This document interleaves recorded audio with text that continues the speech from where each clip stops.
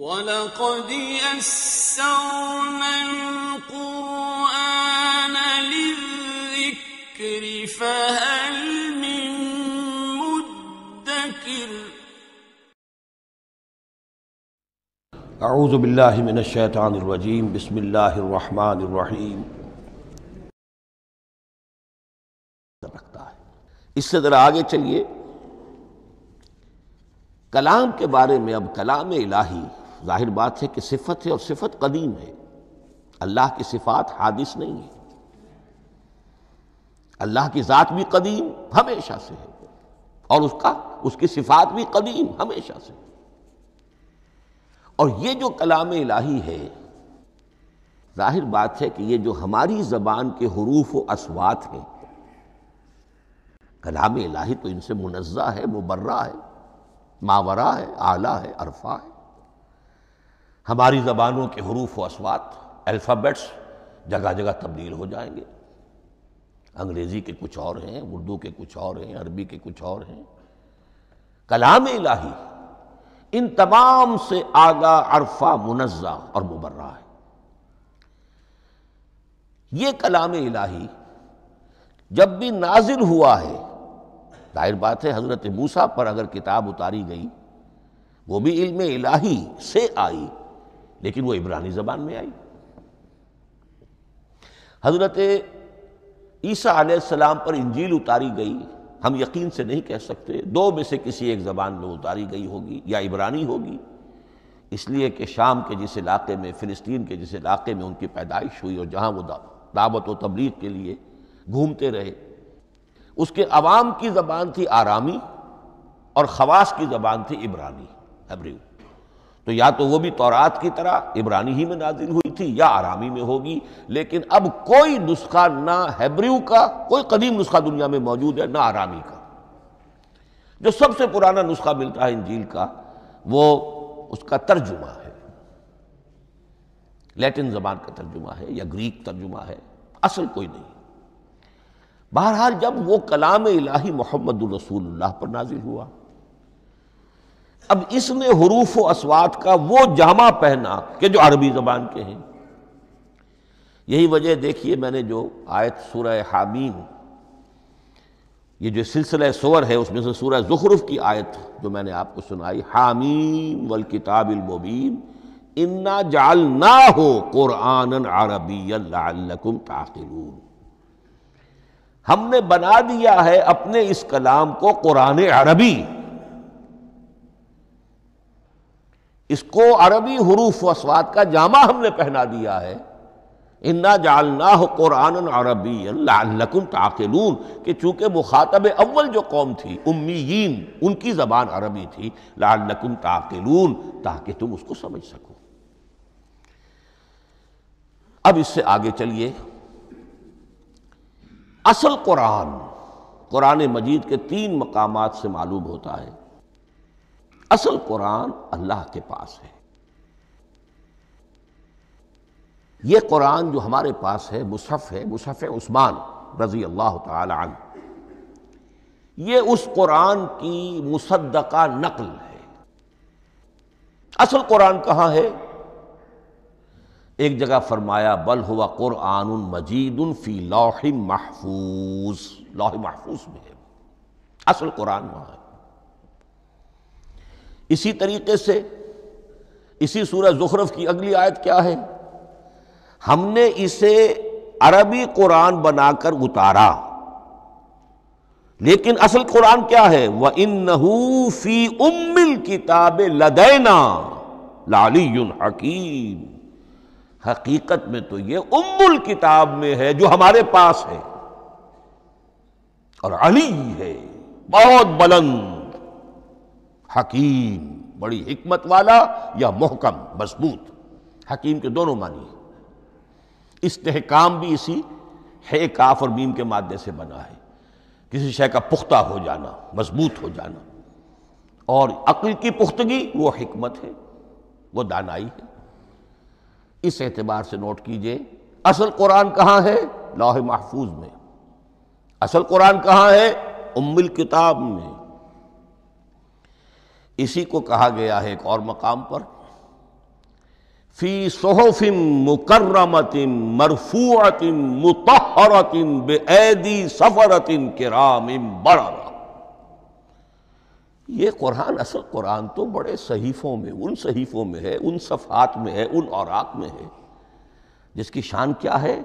مکرمۃ، جن کی انتہائی تعظیم کی جاتی ہے، مطہرۃ، نہایت پاک صحیفے، فی صحف مکرمۃ مرفوعۃ، بلند و بالا، مطہرۃ بایدی سفرۃ کرام بررہ، ان فرشتوں کے ہاتھ میں جو بہت باعزت، بہت اونچے درجے کے، ان کے ہاتھوں میں ہے۔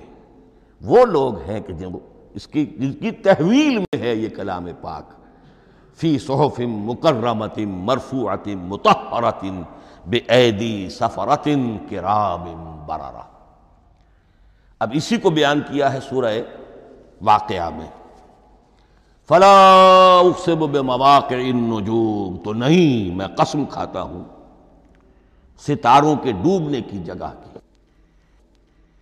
وَإِنَّهُ لَوْ تَعْلَمُونَ لَقَسَمٌ عَظِيمٌ، وَإِنَّهُ لَقَسَمٌ لَوْ تَعْلَمُونَ عَظِيمٌ، اور اگر تم جان سکتے تو یہ بہت بڑی قسم ہے جو ہم نے کھائی ہے، بہت بڑی گواہی ہے جو ہم نے پیش کی ہے۔ اب تدریجاً اس کا انکشاف ہو رہا ہے۔ یہ آج جو تصور ہے بلیک ہولز کا، اس سے کچھ اندازہ ہوتا ہے یہ ستارے کہاں ڈوب جاتے ہیں۔ بڑے بڑے ستارے نسیم منسیہ ہو جاتے ہیں، ستارے نہیں، پوری گیلیکسیز اس میں گم ہو جاتے ہیں، وہ مقبرے ہیں بڑی بڑی گیلیکسیز کے۔ فلا اقسم بمواقع النجوم وانہ لقسم لو تعلمون عظیم انہ لقرآن کریم، یہ قرآن ہے بہت باعزت، فی کتاب مکنون، اور یہ اس کتاب میں جو چھپی ہوئی ہے۔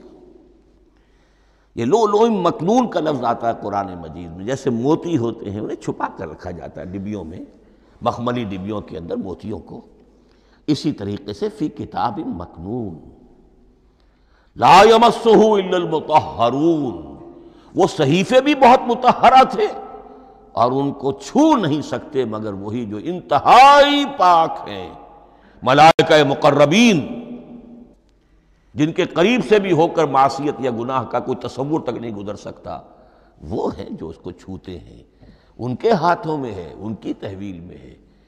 یہ ہے وہ چیزیں کہ جس سے اندازہ ہوا کہ اصل قرآن کہاں ہے۔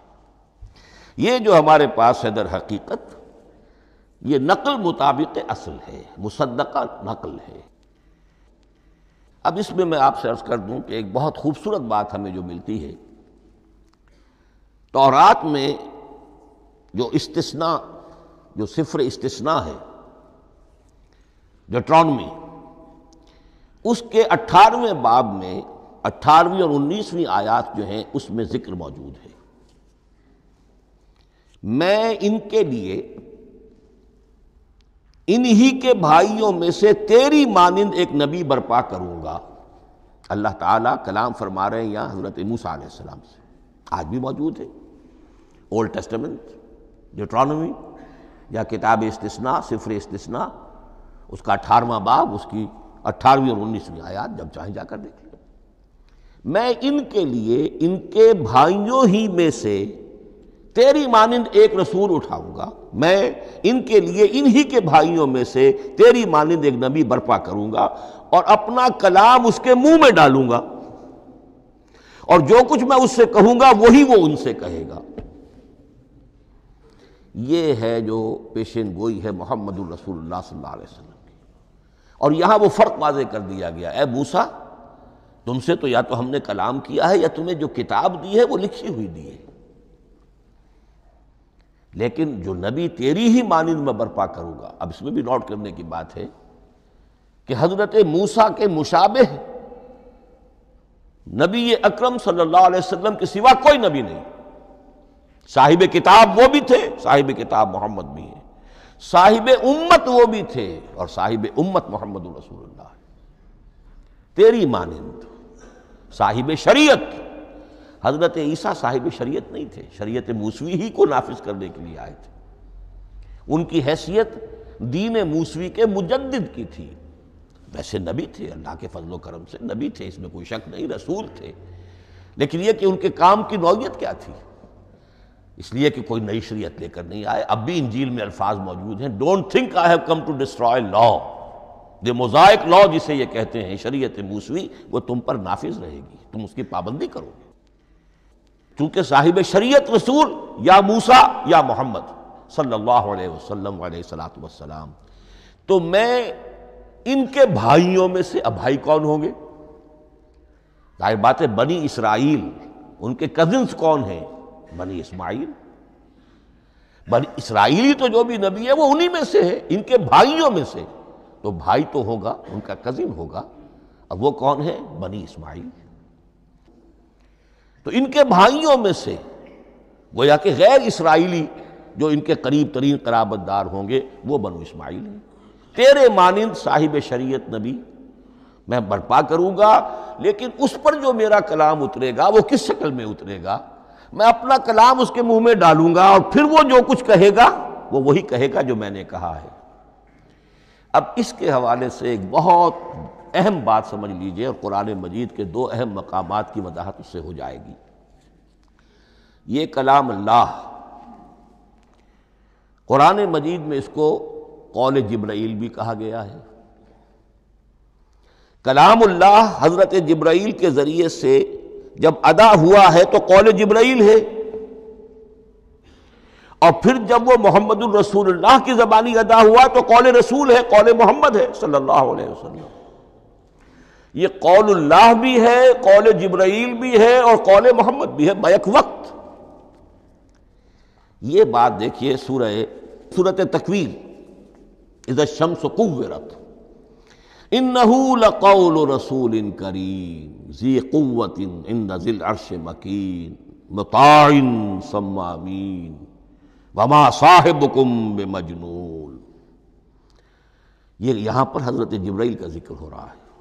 وما ہوا بقول شیطان الرجیم، محمد تک اس قرآن کو لانے والا تو وہ بلند پائے کا فرشتہ ہے، یہ کوئی شیطان رجیم نہیں ہے. اس لیے کہ مکے والوں نے کہہ دیا تھا ہو سکتا ہے کوئی بدروح آئی ہو محمد پر، اور اس بدروح نے کوئی الٹی سیدھی بات سکھا دی ہو. نہیں، انہ لقول رسول کریم. یہاں رسول کریم کون ہے؟ حضرت جبرائیل.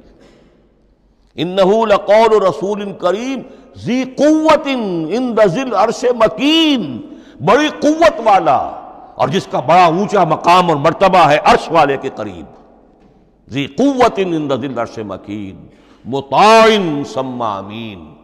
وہ فرشتوں کے مطاع ہیں، فرشتے ان کی اطاعت کرتے ہیں، فرشتوں کے سردار ہیں، اور پھر ساتھ ہی پورے امین ہیں. جبرائیل امین یہ ہم لفظ استعمال کرتے ہیں.